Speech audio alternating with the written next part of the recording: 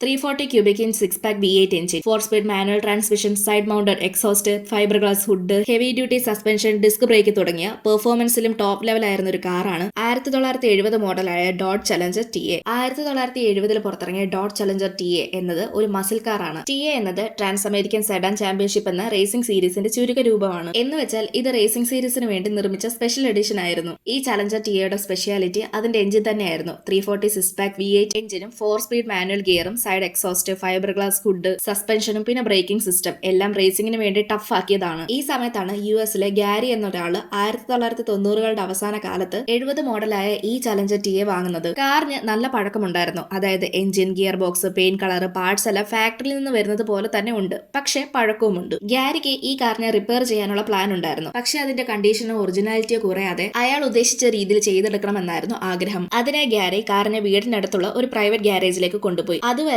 Engine crank ചെയ്യാൻ പോലും ശ്രമിച്ചിട്ടില്ല എന്നുള്ളതാണ് മറ്റൊരു സത്യം. ഗ്യാരേജിലേക്ക് കാർ കൊണ്ടുവന്നത് പിന്നീട് ഈ കാറിന്റെ പുറകിൽ ഓരോ പണിയെടുക്കാൻ തുടങ്ങി. പക്ഷേ ജീവിതത്തിലെ അപ്രത്യക്ഷമായിട്ടുള്ള കുറെ അധികം പ്രശ്നങ്ങൾ, ജോലി, ഫാമിലി ഇഷ്യൂ, ഹെൽത്ത് പ്രോബ്ലംസ് എന്നിവ കാരണം പിന്നീട് ആ കാറിന്റെ പുറകിൽ പോകാൻ സമയവും കിട്ടിയില്ല. ഇങ്ങനെ 20 വർഷം കഴിഞ്ഞു. അതിനിടയിൽ ചില ആളുകൾ ഗാരിയോട് ആ കാർ വിൽക്കാൻ ആവശ്യപ്പെട്ടു. പക്ഷെ ഗാരി ഒരിക്കലും അതിന് ശ്രമിച്ചിട്ടില്ല. 20 വർഷം ആ കാർ ഗ്യാരേജിനുള്ളിൽ പൊടിയും അഴുക്കും പിടിച്ച് അങ്ങനെ തന്നെ കിടന്നു. പുറത്തുനിന്ന് നോക്കുന്ന സമയത്ത് കളർ മങ്ങിയിട്ടുണ്ടായിരുന്നു, എന്നാൽ തുരുമ്പില്ലായിരുന്നു. അതുപോലെ അകത്താണെങ്കിൽ ഇന്റീരിയറിനും വലിയ കുഴപ്പങ്ങളൊന്നുമില്ല.